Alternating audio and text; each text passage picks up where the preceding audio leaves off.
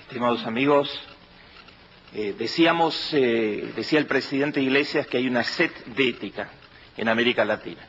Una sed significa que falta algo muy importante.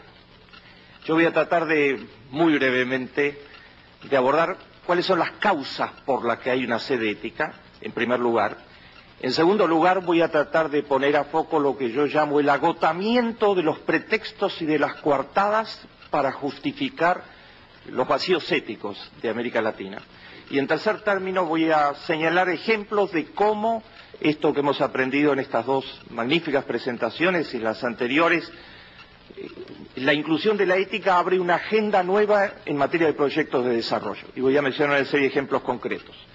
Tengo muy pocos minutos, porque ustedes están hambrientos seguramente y tienen compromisos, nos hemos demorado, por lo que me permito, yo voy a ser muy breve, me permito remitirlos, si gustan, a nuestra página.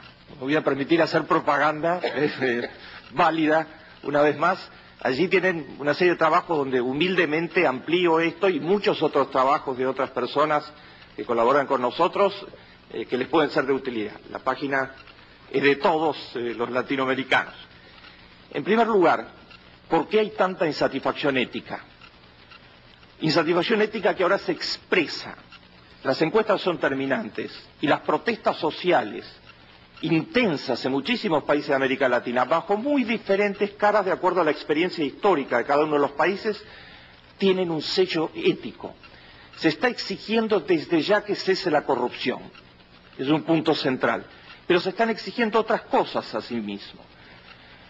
Se está exigiendo conductas éticas de los liderazgos en todos los campos. Se está pidiendo modelo de referencia ético. Es decir, se está pidiendo causas de contenido ético a las que la gente pueda sumarse. ¿Cuáles son las razones centrales de esta insatisfacción ética? Yo menciono 5 de ellas. Si uno quiere saber el nivel de calidad ética de una sociedad, debería fijarse en qué hace una sociedad con sus niños y con sus ancianos. Son 2 test terminantes. El día de mañana, cuando se juzgue este periodo histórico de América Latina, no se la va a juzgar por la tasa de inflación. Es muy importante que la tasa de inflación sea lo más baja posible. Pero es un medio. Se lo va a juzgar mucho más por qué ha hecho la sociedad en este periodo histórico con los niños y con los ancianos. Muy rápido. ¿Cuáles son los datos con los niños? El 60% de los niños, según la cifra de la CEPAL, está por debajo de la línea de la pobreza. 60%.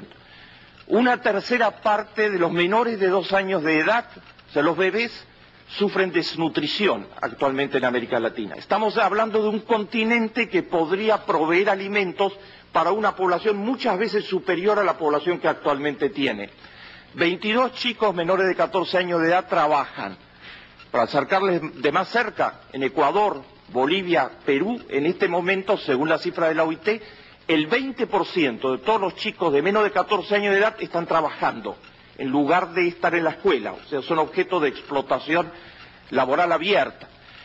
Por otra parte, toda América Latina, desgraciadamente, con algunas excepciones, está recorrida por lo que llamamos los niños de la calle, que son la expresión última de cómo ha fracasado la sociedad, la educación y cómo la familia ha explotado en muchísimos casos, dejando inermes en la calle.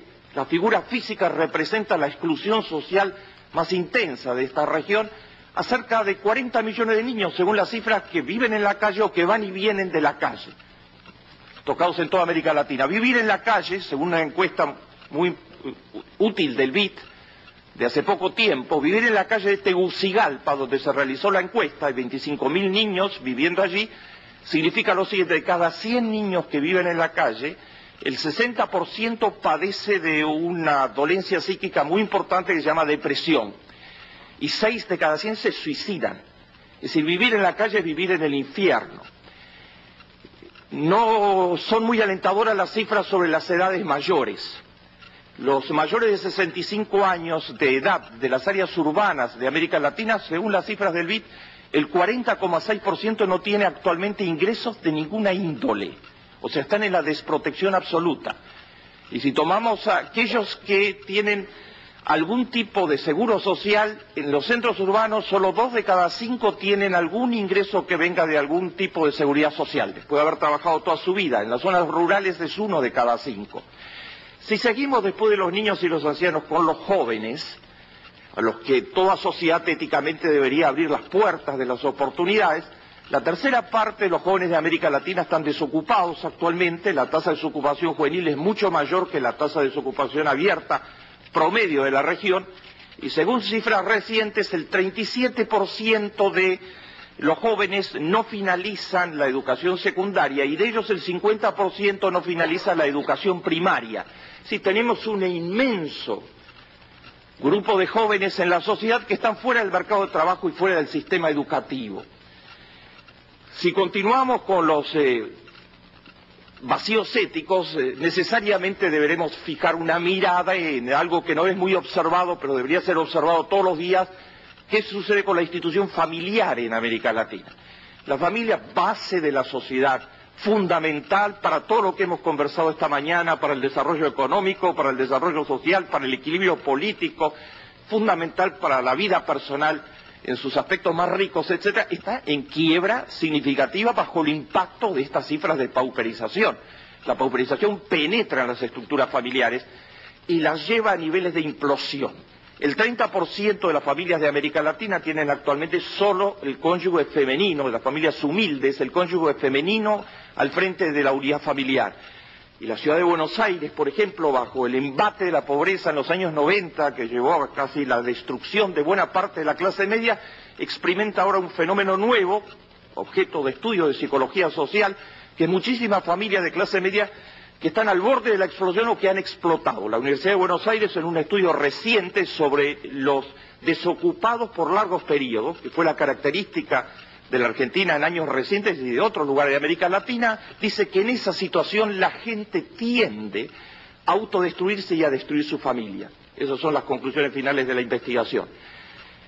América Latina tiene además otro vacío ético fenomenal, que obviamente es causal importante de todos los anteriores, porque un continente tan rico tiene problemas de esta magnitud con sus niños, sus ancianos, sus jóvenes, sus familias.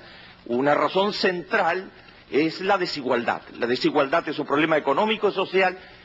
Escuchamos hoy al maestro en los estudios sobre la desigualdad, Amartya Sen, pero además es un problema ético. Estos niveles, el presidente Aylwin en esta tan hermosa exposición hablaba de 14-1 en Chile. Se habla para el conjunto de América Latina de 80-1, entre el 10% más rico y el 10% más pobre. Como ustedes saben, el peor coeficiente Gini del mundo, y no es solo los ingresos. Desigualdad en los ingresos, en el acceso a activos productivos, en el acceso a educación de buena calidad, en esto que Mirta Roses magistralmente nos ilustró esta mañana, en los indicadores fundamentales de salud, estas cifras pavorosas con las que tomamos contacto, desigualdad en el acceso a las nuevas tecnologías a las que se hizo referencia hoy a la mañana. La gente está insatisfecha por estas causas concretas, siente que estos no son simplemente problemas de laboratorio, de econometría o de ingeniería. En el fondo son problemas éticos. Significa una sociedad que está descuidando aspectos éticos absolutamente fundamentales. Mi segundo punto, hay un agotamiento de los pretextos. Esto fue pretextado, para decirlo de una manera elegante. Se inventaron coartadas. Los seres humanos tienen una capacidad prodigiosa para inventar coartadas cuando no quieren enfrentar los problemas. Entonces se inventaron coartadas para racionalizar, pretextar muchos de los problemas que estoy mencionando.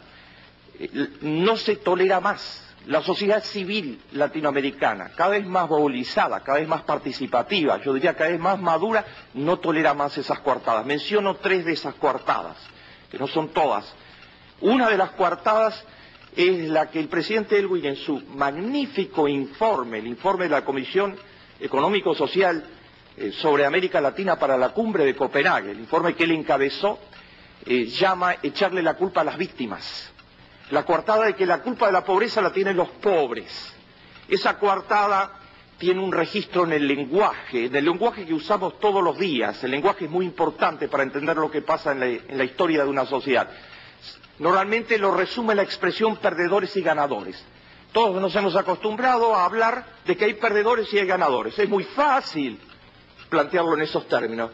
Significa que el que es pobre, o sea, el 50% de la población de América Latina, o casi 80% de la clase media argentina, por ejemplo, que fue destruida durante la década de los 90, etcétera, es pobre porque perdió.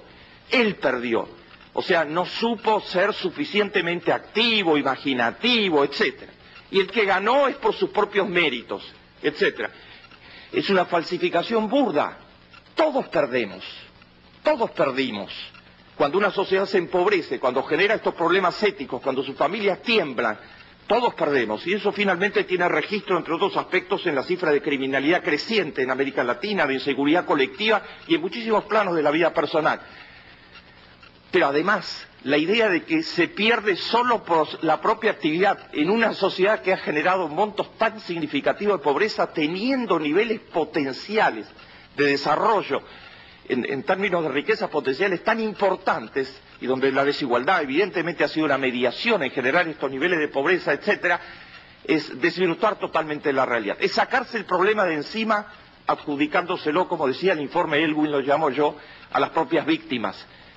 Una segunda coartada es la de inevitabilidad de la pobreza.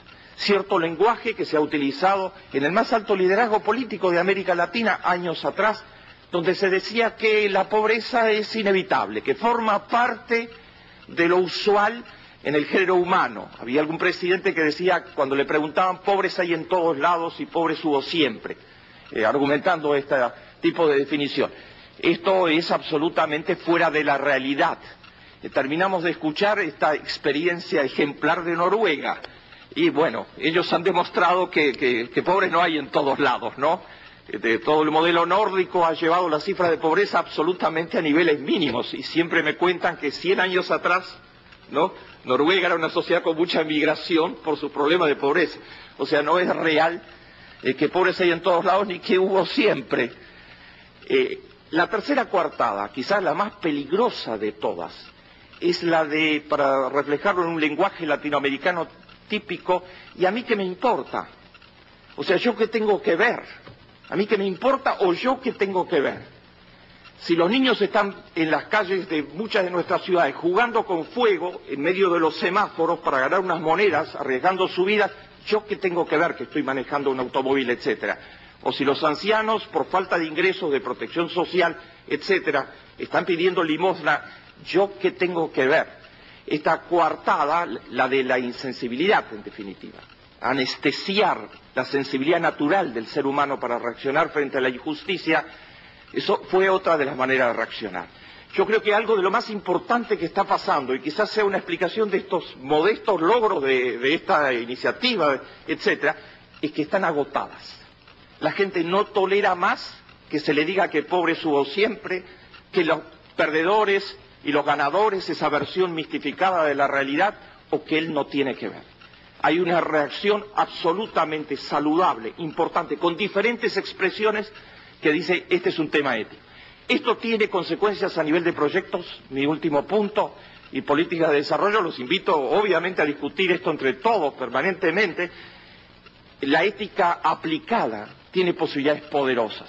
Hago una lista rápida de proyectos orientados por ideas de ética aplicada que una nueva generación de liderazgo político está llevando adelante en este momento en América Latina bajo el mandato de la sociedad. La sociedad exige que haya ética en los proyectos y en las políticas de desarrollo. Este es el caso claramente del proyecto Hambre Cero. El presidente Lula dice, no puede haber un Brasil donde sobre 170 millones de habitantes haya 45 millones con desnutrición. Y en su lenguaje lo ha expresado de un modo muy claro. Dice, yo quiero convertir al hambre, dice Lula, de un problema de salud, que lo es en sus instancias finales, en un problema ético, dice Lula. Quiero que toda la sociedad entienda que eso es un problema ético para toda la sociedad. Es el mismo reclamo que nos hace Mirta cuando nos habla del peso que puede tener la salud en el desarrollo. El presidente Kirchner ha establecido un nuevo programa para proteger a esta inmensa población absolutamente desamparada, etcétera.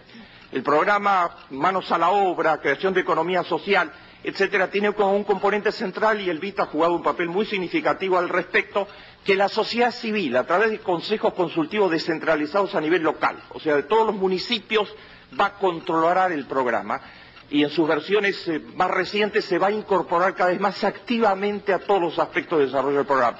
La perspectiva detrás de eso es la perspectiva que se nos habló hoy toda la mañana, la perspectiva ética de que es esta coalición de gobierno y sociedad civil, de políticas públicas y sociedad civil, asumiendo todas responsabilidades, la que puede cambiar la realidad.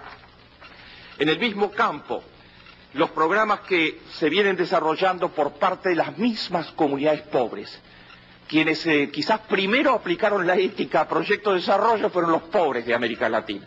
Cuando uno busca las experiencias donde los valores han jugado un papel más importante, se encuentra de inmediato con las escuelas de Educo en El Salvador, o con Villa El Salvador en el Perú, o con otras experiencias similares, donde comunidades muy pobres que no tenían absolutamente nada, hurgaron en lo que hoy llamamos su capital social, sus niveles de conciencia cívica, sus niveles de confianza, su capacidad de asociatividad, sus valores culturales profundos, y construyeron a partir de allí proyectos realmente exitosos, de acuerdo a todas las evaluaciones. La ética aplicada desde ya puede tener representación muy importante, como mencionó el presidente Iglesias, en el mundo empresarial. Menciono una sola referencia. Aprendimos hace poco en nuestro congreso en Minas Gerais que el 80% de las empresas privadas de ese estado del Brasil han voluntarizado a su personal. O sea, han abierto programas por el que el personal de la empresa hace trabajos para la comunidad en horas de trabajo y apoyado por la empresa. Vean ustedes las aplicaciones que puede tener la ética en el marco concreto de proyectos.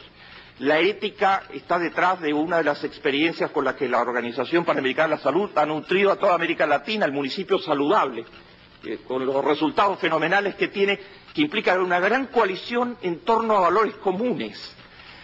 Nuestra humilde sugerencia es cómo integrar esto, no solo en el BID, sino en los organismos internacionales en general, en las ONGs, desde ya en las políticas públicas.